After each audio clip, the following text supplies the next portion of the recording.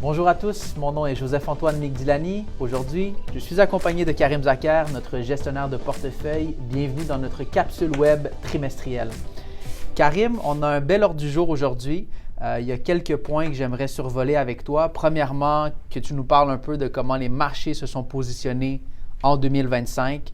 Qu'est-ce que tu prévois en 2026 également? Parce que c'est une année où on risque de voir plusieurs mouvements intéressants.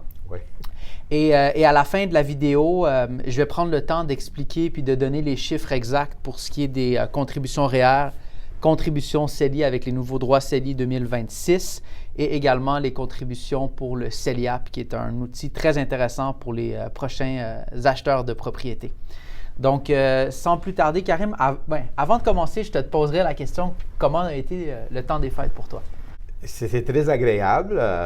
On a mangé beaucoup, comme d'habitude. Ouais. On continue à faire les exercices.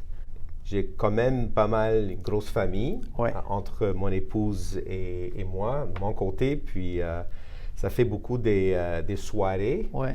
Tout ce que je peux dire, c'est que la chose la plus importante, c'est que la famille est en santé. Absolument. Et je l'espère pour tout le monde aussi. Ouais, mais tu as eu le temps de te reposer quand même un peu? Il faut. On on se repose, on fait beaucoup de lectures. Et exact. toi, Joseph? Même chose pour moi, c'était mon premier Noël avec ma fille, jeune bébé dans la famille. Félicitations. Merci. Donc, c'était très tranquille. J'en ai profité pour lire aussi, justement, comme toi.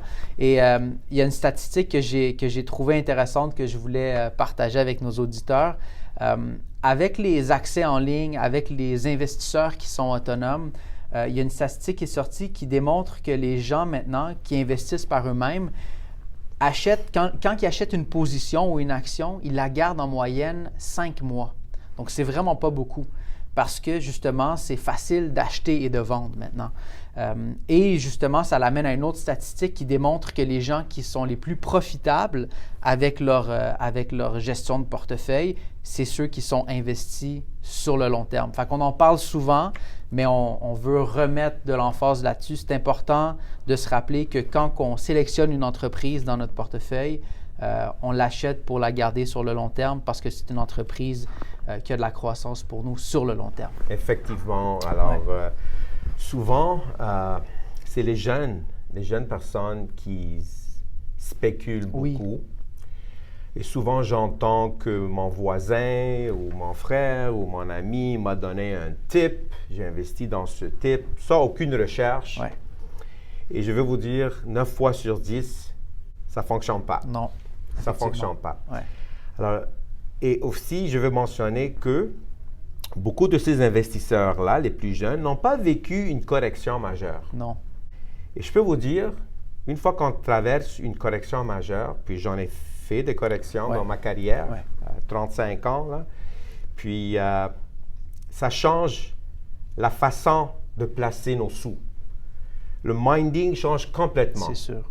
Alors, c'est important d'avoir un portefeuille bien structuré, investir et non pas spéculer, et de bien diversifier. C'est ton rôle et ton mandat que les clients, puis je pense que les clients l'apprécient beaucoup parce que les performances sur les dernières années ont été très, très bonnes pour tous nos clients. Mais c'est ton rôle, justement, toi, de t'assurer qu'on a des entreprises dans différents secteurs pour amener une belle diversification. Puis je suis curieux de t'entendre aussi plus tard dans la capsule nous parler de qu'est-ce que tu vois comme secteurs qui vont bien performer en 2026.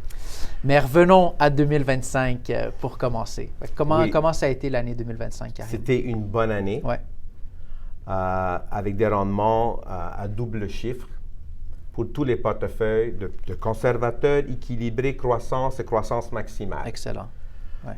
Juste pour lancer les rendements de nos portefeuilles. Le portefeuille conservateur a fait au-dessus de 10% en 2025. L'équilibré, 11,80. Croissance, 13,80. Et le croissance maximale, 17,50.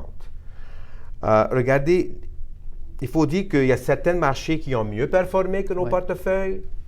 Et c'est naturel parce que dans nos portefeuilles, on a quand même des obligations.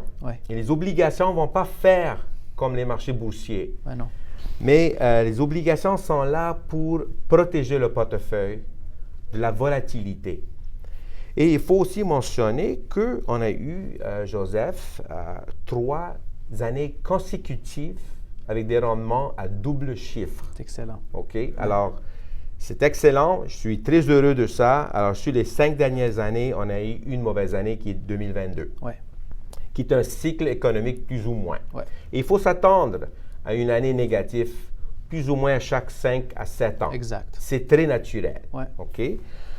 Au début de l'année 2025, ça a bien parti, les marchés.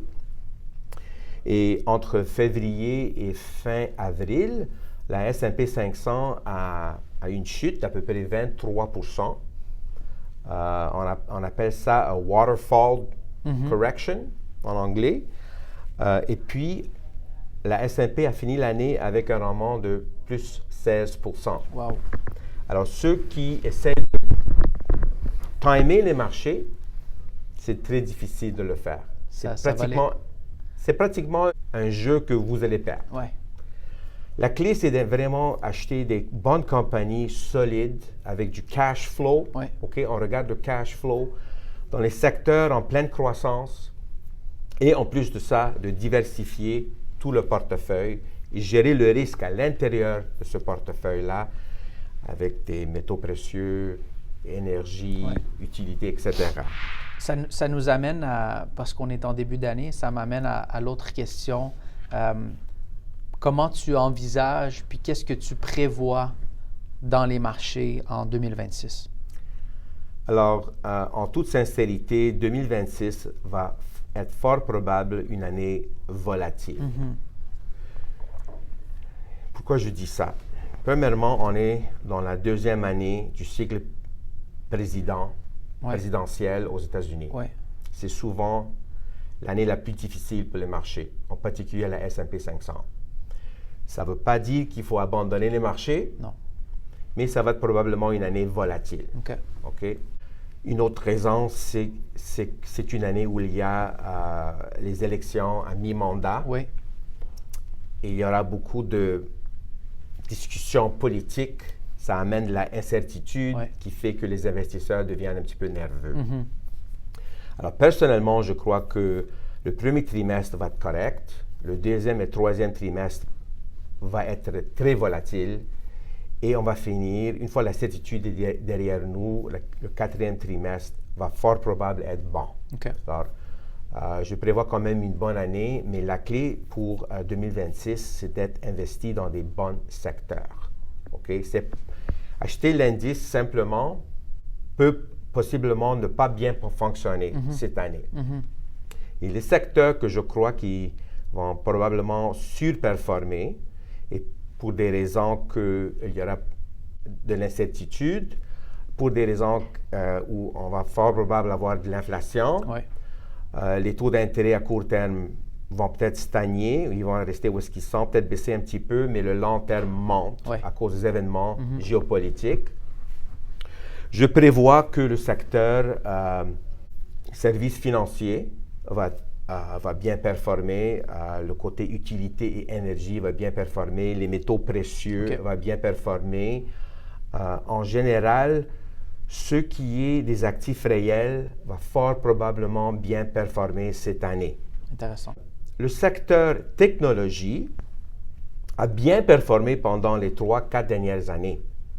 Cette année, je ne sais pas si ça va continuer. Il faut quand même avoir d'exposure, mais je ne vais pas surpondérer le secteur technologie en 2026. On va être neutre. Et il faut toujours avoir d'exposure là-dessus à cause de l'intelligence artificielle. Alors, on se prépare. On prépare les portefeuilles, on fait quelques changements dans les portefeuilles. Excellent. Je recommande à tous nos clients d'aller en ligne, regarder votre état de compte et vous allez trouver votre rapport annuel qui va vous montrer votre rendement pour les dernières années. Et si vous avez des questions, n'hésitez pas de nous rejoindre. Exact. Merci beaucoup, Karim. C'est super bien expliqué. Ça fait plaisir. Je termine avec les contributions REER. Donc, pour votre année, si vous voulez obtenir votre déduction pour 2025, vous avez jusqu'au 2 mars 2026 pour faire votre contribution REER.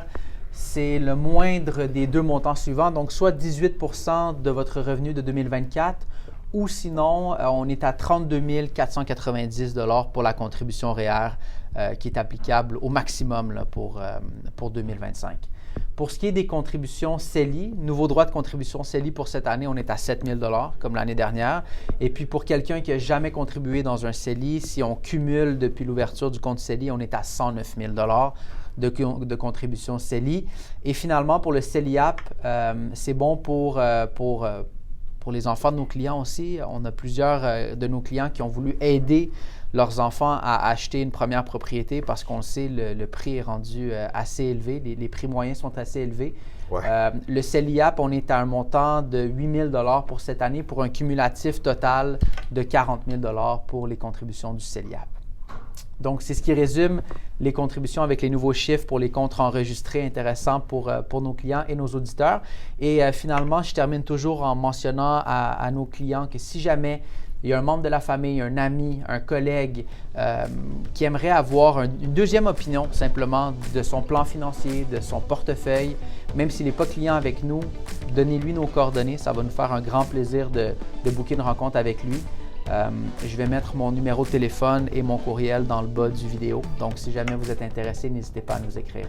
Merci pour votre écoute et on vous dit à la prochaine. Au revoir.